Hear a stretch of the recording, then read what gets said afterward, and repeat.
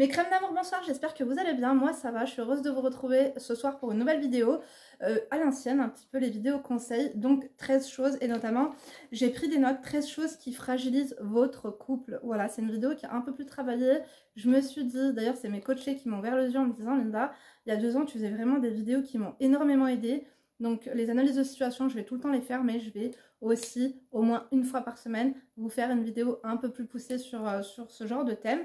Donc si tu tombes ici par hasard, bienvenue, enchantée, moi c'est Linda, femme d'intérieur et d'extérieur, analyste comportementale à mes heures perdues. Je suis là pour t'aider à évoluer physiquement mais surtout mentalement. N'hésite pas à me mettre un emoji rose, n'hésite pas à liker, fucker, toser la vidéo, au moins je sais que tu es passé par là. D'ailleurs je vous mettrai le lien de mon haut en barre d'informations si j'y pense et aussi le petit classeur que j'avais acheté chez AliExpress, non pardon, chez Shein. Je vous le mettrai en barre d'informations parce que je sais que vous allez me demander. Et si jamais aussi mon rouge à lèvres, je vous mettrai en barre d'informations. Donc, qu'est-ce qui fragilise le couple? Il y a des points en fait cruciaux auxquels il faut vraiment être attentif et faire attention parce que c'est vraiment des trucs qui peuvent briser et fragiliser votre couple. Donc, la première des choses qui, selon moi, fragilise le couple, c'est l'argent. C'est l'argent du couple. Une mauvaise gestion au sein d'un foyer. Quand tu as des impayés. La radinerie également. Vraiment tout ce qui touche à l'argent. Et moi, je le dis, en fait, l'argent du foyer, pour moi, ça doit être géré par une seule personne. Ou alors, le mieux, c'est d'avoir un compte commun ou une enveloppe commune, ou faites comme vous voulez. Ou alors une personne qui paye tout. Je trouve que c'est mieux. Et vraiment avoir 2 comptes séparés, 2 comptes individuels pour pas que la femme ou l'homme mette le nez dans l'argent de l'autre, tout simplement. À partir du moment où les factures sont payées, d'après moi, en fait, on n'a pas à mettre son nez dans l'argent de l'autre. Et ça fait beaucoup de frustration, ça cause beaucoup de disputes. Il y a beaucoup de non-dits aussi sur le sujet de l'argent dans le couple. Donc vraiment, faites attention à tout ce qui touche l'argent. Après tous les points que je vais énumérer, donc les 13, bien sûr, vous pourrez en rajouter, c'est ce que je vous invite à faire. J'en ai certainement oublié, ou alors peut-être que selon vous, il y en a qui sont plus importants. Donc j'ai trop hâte de vous lire.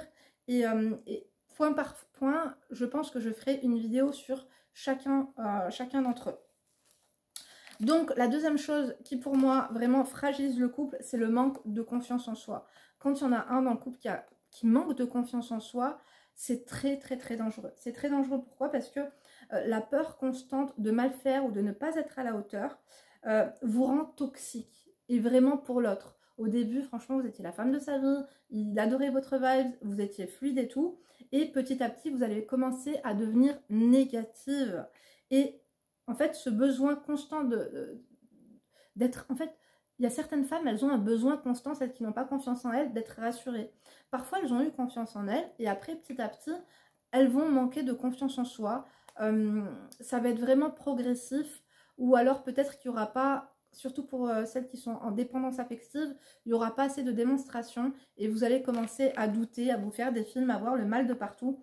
Donc ça peut vraiment exaspérer votre conjoint. Bien sûr, je parle de femmes, mais je parle aussi d'hommes, enfin vous avez compris.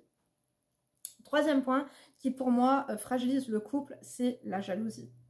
La jalousie, c'est vraiment terrible. Bon, il faut savoir, enfin, quand on parle de jalousie, je parle vraiment de jalousie pathologique. Parce que la jalousie, c'est vraiment, je pense qu'il n'y a pas une seule personne au monde qui peut me dire, moi, j'ai pas été jalouse une seule fois dans ma vie. Donc, le truc, c'est que quoi? C'est être suspicieux et être envieux, ça dégoûte. Donc pareil, ça peut dégoûter vraiment votre partenaire.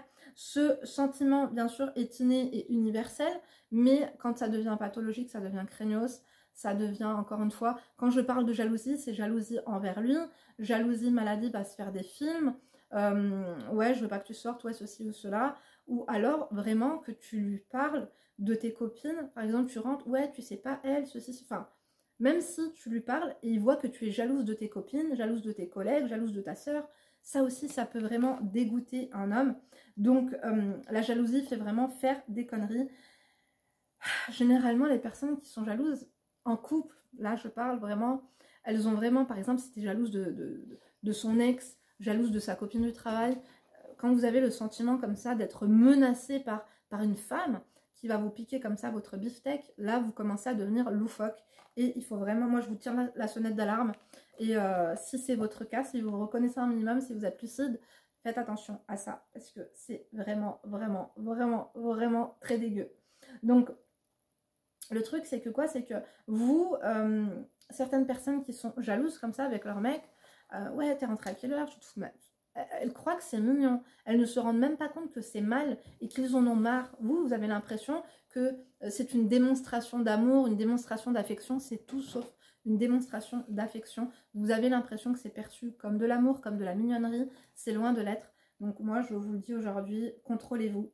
Parce que quand vous essayez justement de contrôler, de superviser votre conjoint, ça, vous allez provoquer chez lui de la souffrance et surtout, vous allez provoquer chez lui, je pense, un départ, vraiment. Il va vraiment se lasser de cette toxicité.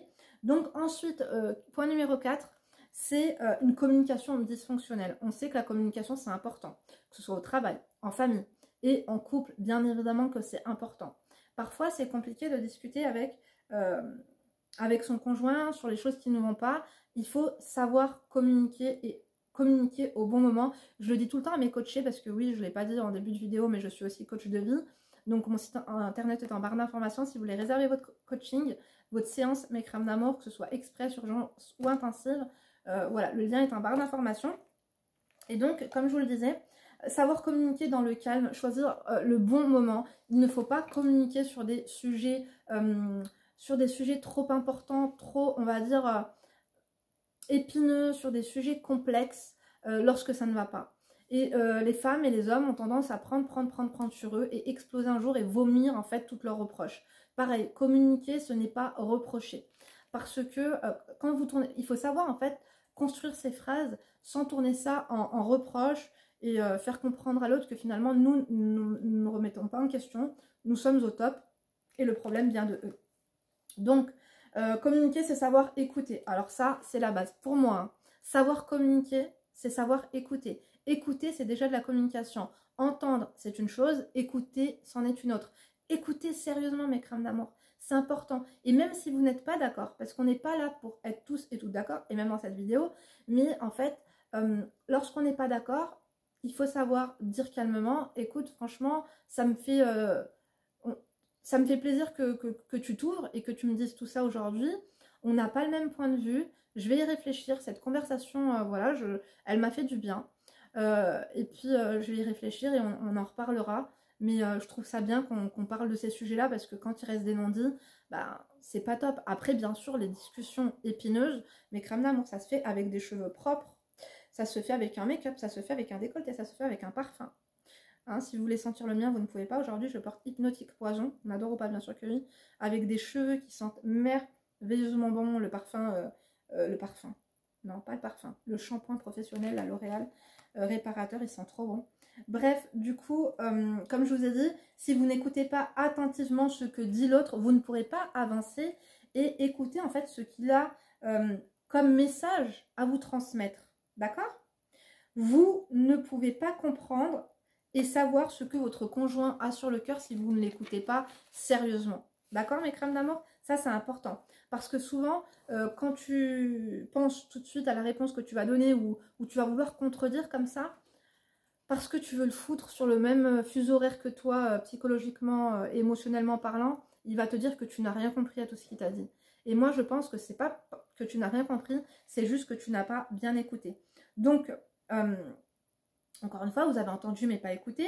Si vous n'êtes pas d'accord, c'est normal, mais il va vraiment falloir petit à petit se dire, voilà, moi je suis pas d'accord sur ça, je te dis pas que tu as tort, je te dis juste que je ne suis pas d'accord avec toi.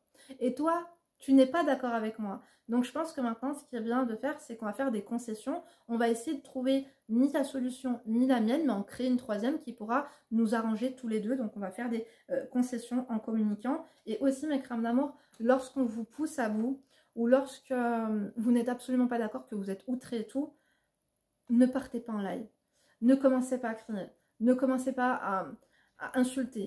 Le silence, parfois, c'est la meilleure des communications parce qu'on ne le dit pas souvent, mais le silence est une communication. Bien sûr, il ne faut pas laisser le silence trop longtemps se propager dans le foyer parce qu'après, on a du mal à revenir. Mais un silence, il te dit qu'est-ce qu'il y a? Tu dis non, je réfléchis, je suis un peu fatiguée. Il va dire ça va pas, tu te dis si ça va, t'inquiète. Avec une voix douce, avec une voix sensuelle, mes crèmes d'amour.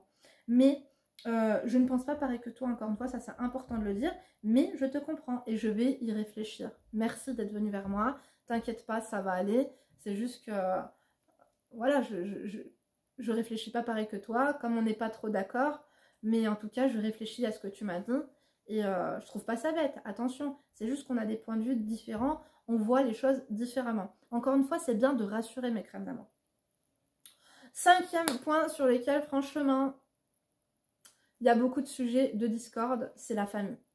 La famille, quand je dis famille, c'est belle famille. Et cette vidéo, elle est plus dirigée, on va dire, pour les femmes mariées, pour les femmes en concubinage, mais elle peut vraiment servir de guide aussi pour les filles qui sont en pré-couple ou qui sont en couple. Lorsque les personnes se mêlent, mes crèmes d'amour, que ce soit les belles-sœurs, que ce soit la maman, que ce soit toi, tes frères ou peu importe, lorsque tout le monde commence à mettre son nez dans ton couple, ça commence à être compliqué. Surtout lorsqu'on a une famille ou une belle famille qui est vraiment envahissante. Ça peut porter préjudice. Parce qu'au début, la personne ne se rend pas compte que votre famille est très présente pour vous. Au tout début, c'est normal, tout le monde vient et tout. Il ne faut pas que ce soit tous les jours. Et pareil, en fait, de son côté. Donc, il faut faire comprendre à la famille et à la vôtre que c'est votre famille. Mais comme ta maman a eu ton papa et après, tu as fait toi et tes frères et sœurs, comme toi aussi, en fait, dans ta famille, tu dois créer ta propre famille. Et ça, en fait, les personnes, il faut qu'elles l'acceptent et qu'elles ne rentrent pas dans votre cocon. Parce que ton partenaire, c'est ton mari. Et vous êtes une team et vous allez créer votre famille avec vos enfants, avec vos habitudes, avec les personnes qui veulent en faire partie et les personnes que vous aurez choisies. Parce qu'on dit souvent qu'on ne choisit pas sa famille, mais on choisit ses amis.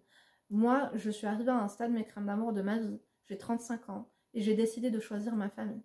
J'ai décidé de choisir ma famille. Et oui. Faites-en autant si vous en avez envie.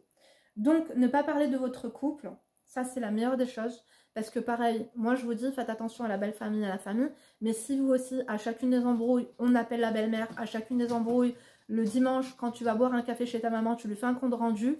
Après, il ne faut pas s'étonner que tout le monde fourre son nez là-dedans. Donc, franchement, les problèmes de couple, appelez une coach, allez voir une conseillère conjugale, parlez à un inconnu dans la rue, à une copine, mais essayez de ne pas être trop toxique et de pas être de pas trop ruminer puisque vous allez commencer à saouler. Mais franchement, la famille, elle n'est pas objective. Parce qu'elle n'est pas là pour nous donner des bons conseils, nous faire prendre des risques. Et un couple, c'est tellement personnel. Je trouve que personne ne peut s'immiscer vraiment dans un couple. Parce qu'encore une fois, on a toujours deux sons de cloche. Et quand on se confie à quelqu'un, il n'y en a qu'un. Donc, les avis ne peuvent pas être 100% objectifs. Et après, quand vous vous embrouillez, que vous remettez ensemble, les personnes se retrouvent le fion entre deux chaises. Ne s'imaginez pas, ouais, c'est bon, je le déteste, je vais le quitter, voilà ce qu'il m'a fait. Ta mère, elle va être choquée. Et puis, en fait, tu n'avais pas tout lui raconter parce que tu as extrapolé ou peut-être que, tu vois, il y avait des circonstances, il y avait des choses que tu as oubliées ou que tu as omis de dire. Bref, du coup, bien sûr qu'aprer, quand tu vas te rabibocher avec ton mari, ta mère, ça va la déranger. Elle va le voir comme le dernier des enfoirés. Et puis, c'est pas bon. C'est pas bon, les crèmes d'amour. Donc, encore une fois, la famille. Et d'ailleurs, le 6e point, pour moi, c'est les fréquentations. Lorsque, que ce soit nous, les filles, ou les hommes ont des mauvaises fréquentations, et traînent avec des personnes qui les tirent vers le bas. On dit souvent que l'on représente les 5 personnes que l'on fréquente le plus. Que ce soit professionnellement parlant, on parle des mœurs, on parle de tout. Et franchement, j'en ai l'intime conviction. Lorsque 4 copines à toi fument, tu auras plus de chances de fumer. Lorsque tes 4 copines vont à l'université, tu auras plus de chances à l'université. Lorsque tes 4 copines sont des cassos et font des gosses pour la CAF, tu auras vraiment largement, elles t'auront pissé dans ton cerveau, plus de chance ou de malchance, je dirais, de finir une cassos, tu vois le truc. Donc faites attention aux fréquentations. Donc, parce que ça peut avoir une mauvaise influence sur vous, notamment en cas de dispute ou, tu sais, les amis conseillent. Et de la mauvaise des façons si ce ne sont pas des bonnes personnes. Donc les personnes irresponsables, que lorsque tu vas t'embrouiller avec ta femme, il va te dire « Ah ouais, mais elle saoule, je sais pas comment tu la supportes, tu devrais franchement, moi je l'aurais quittée. » C'est pas des choses à faire parce que eux, ils ne vous donnent pas, ils viennent pas vous parler de ça. Ils viennent pas salir leur foyer, ils viennent pas salir leur femme. Et vous-même, en fait, vous ne l'aurez pas pensé de cette façon. Et lui, si ça lui serait arrivé exactement la même chose avec sa femme, il ne l'aurait pas quitté. Tu vois, parfois ça arrange nos amis d'avoir plus de temps à leur consacrer. Donc faites attention aux mauvaises fréquentations. Surveillez délicatement vraiment les fréquentations de votre conjoint ou de votre conjointe. Parce que les mauvais conseils, parfois, nos conjoints rentrent à la maison, ils sont un peu frustrés. Ah, t'as été avec qui la journée? Bon, quand il te dit avec qui il a passé son après-midi, tu comprends mieux pourquoi il est comme ceci ou comme cela. Bref, le 7e point, c'est le manque de sensualité. Voilà, lorsqu'il y a moins de désir. Au début, c'est waouh, c'est un truc de fou. Les rapports intimes sont vraiment très récurrents, ils sont vraiment très rapprochés, c'est plusieurs fois par jour. Et bien, petit à petit, ce manque de sensualité qui va commencer à s'installer dans le couple parce que tu as décidé de prendre moins soin de toi, que tu as décidé de faire attention, de faire moins attention, pardon, quand tu vas chier, quand tu pètes, ou je sais pas moi, quand tu laisses traîner tes culottes, ou je sais pas, le linge sale, mes crèmes d'amour. Tout ça, en fait, parfois, le manque de sensualité, par exemple, de votre conjoint, peut s'expliquer avec des comportements aussi que vous n'aviez pas auparavant. Lorsque tu voulais le séduire et que tu passais 1 heure à choisir ta tenue, 1 heure à choisir tes sous-vêtements, ton parfum, tu te pomponnais et tout, et que là, oui, il avait envie, quoi. Et que après, petit à petit, il a de moins en moins envie. Bon, après, il y a les choses de la vie aussi, hein. La famille, les factures, le travail, le stress, le machin. Il était focalisé sur toi, tu étais sa priorité de t'avoir. Maintenant qu'il t'a, on passe à autre chose. C'est quoi la suite? On adore ou pas? On n'adore pas du tout. Mais vraiment, le manque de sensualité, c'est vraiment très grave. Ça peut être fatal dans un couple parce que, comme on dit, l'expression mal baisé, mais crème d'amour ne vient pas de nulle part. C'est-à-dire que quand vous n'avez pas beaucoup de rapport avec votre conjoint, et surtout, moi j'ai des coachées, hein, elles ont des sous-vêtements de malade, tout le temps pomponnés, tout le temps truc et tout. Le mec, il en veut tout le temps plus. Et puis, à moins de...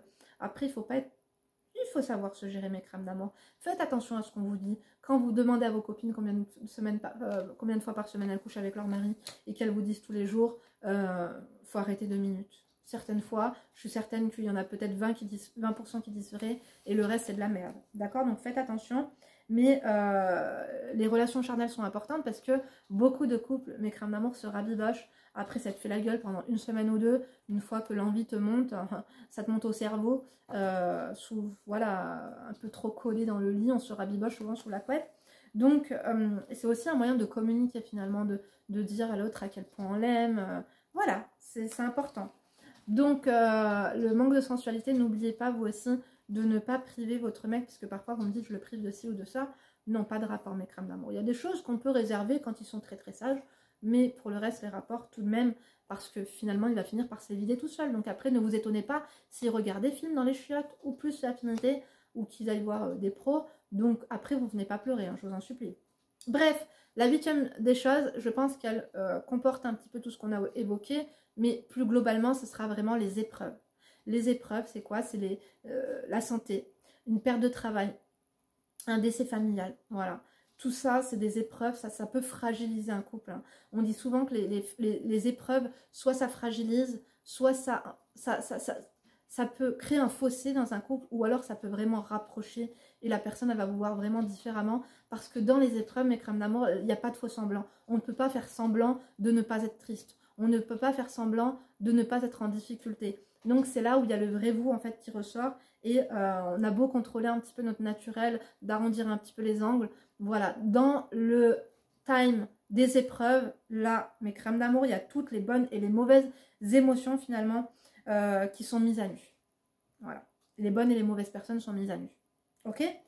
Donc, 9e chose, ça c'est horrible. C'est horrible, mes crèmes d'amour, c'est quoi? C'est le manque de projets communs. Vous vous rendez pas compte, à moyen, à court ou à long terme, le manque de projets communs, c'est en fait ne pas avoir de perspective sur votre couple, ne pas créer ensemble, ne pas bâtir quelque chose. Bâtir, c'est quoi? C'est simplement bâtir un projet de vacances, bâtir un projet immobilier, bâtir un business, bâtir un projet pro ensemble. Toutes ces choses-là, en fait, qui vont faire en sorte de vous rapprocher, de vous allez en fait combattre, c'est même pas combattre, vous allez dans la même direction.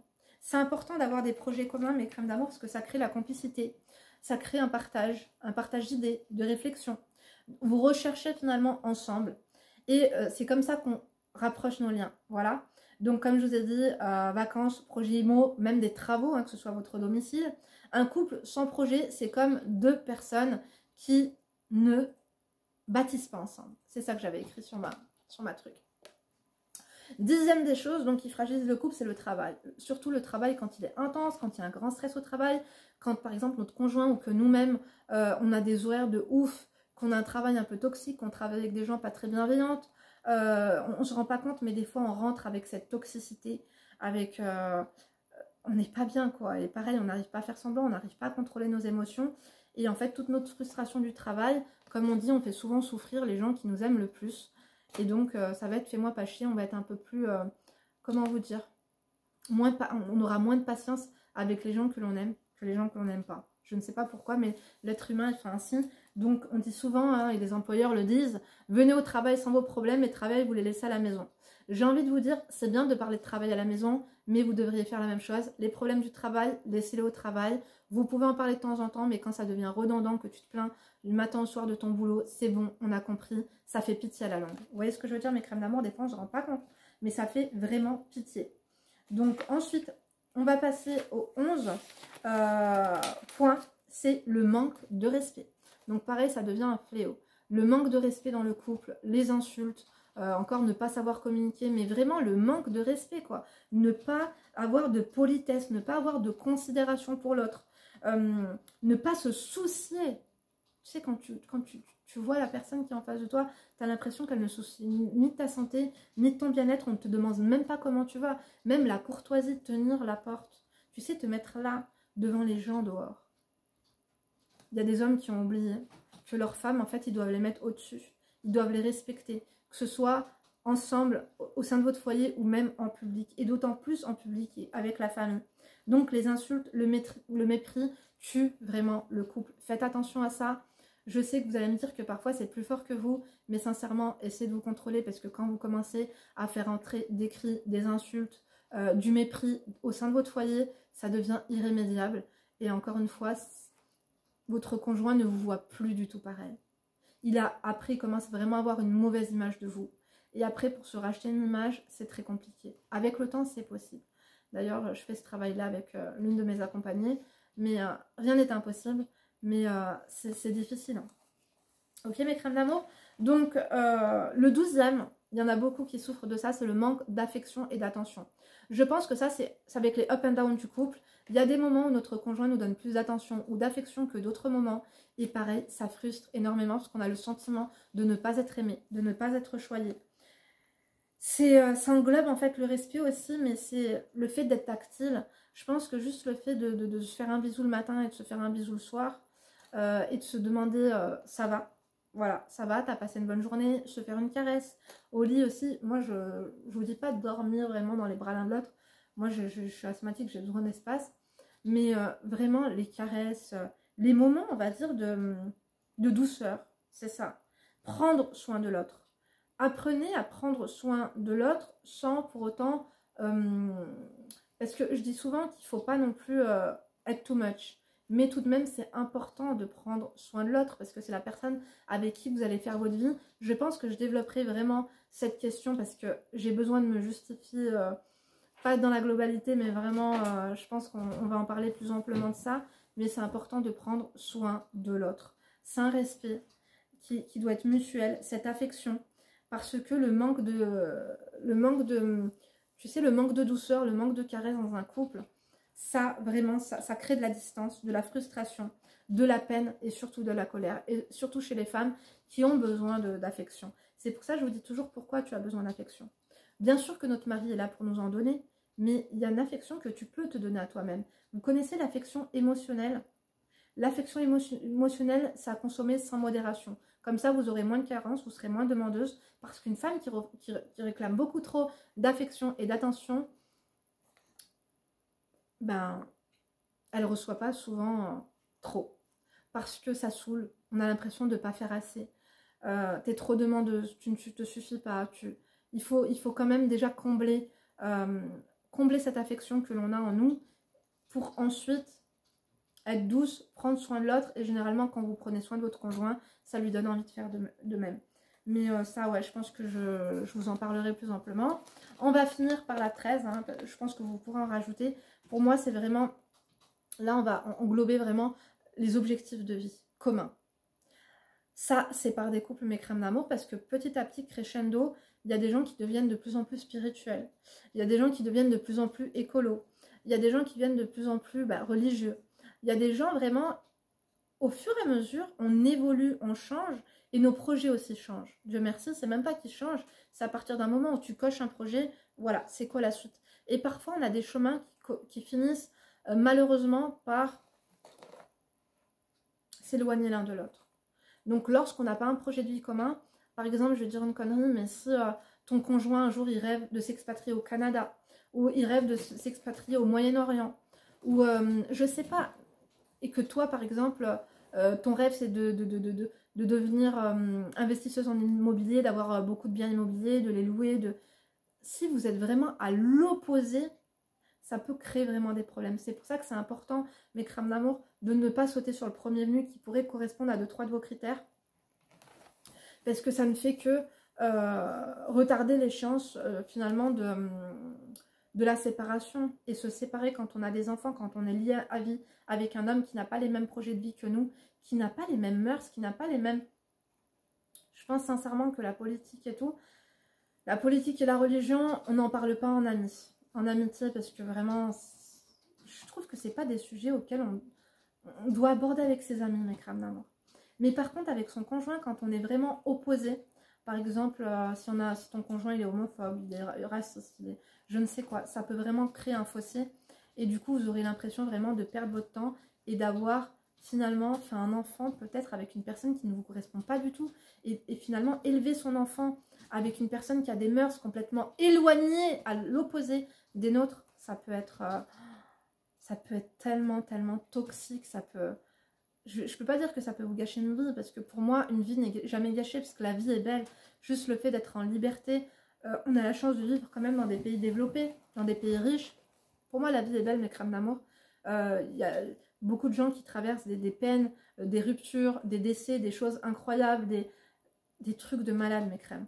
Mais la vie est belle, et pour moi, une vie, ça se reconstruit, sincèrement. Mais quand tu n'as pas le même but de vie d'une personne... il faut faire attention. Il faut faire attention parce que soit il va falloir essayer de comprendre la vibe de l'autre et trouver un compromis, tu vois, pour que chacun, finalement, il n'y en ait pas un qui soit lésé. Soit, si c'est vraiment loin de tout ce que tu aurais imaginé et que ça te fait souffrir et tout, il ne faut pas que tu souffres. Et il faut savoir laisser les gens, parfois, les remercier pour le chemin parcouru ensemble et savoir dire stop. Et être un peu égoïste, ça fait pas de mal. Ok, mes crèmes d'amour? En tout cas, moi, c'est tout ce que j'avais à vous dire pour aujourd'hui. J'ai vraiment travaillé cette vidéo. J'espère qu'elle vous aura plu. Likez mes crèmes d'amour, c'est important. Pourquoi? Parce que ça me donne envie de travailler d'autres vidéos. Quand je vois que ce genre de vidéo-là, que je travaille pendant un moment, j'ai vraiment écrit plusieurs pages, mes crèmes d'amour. Quand je vois que mon travail, finalement, est récompensé, entre autres, que j'ai votre soutien, ça me donne envie d'aller plus loin. D'accord, mes crèmes d'amour? En tout cas, je vous remercie d'avoir écouté la vidéo jusqu'ici. Je vous remercie pour votre soutien. Je vous remercie pour votre bienveillance. Je vais vite aller poster cette vidéo. Je vous donne rendez-vous demain pour une nouvelle vidéo. N'oubliez pas qu'il y a une vidéo par jour, un live le samedi et 2 vidéos le dimanche. Et voilà, d'ici la vidéo de demain, je te souhaite une agréable soirée et ne te laisse pas faire. Gros bisous.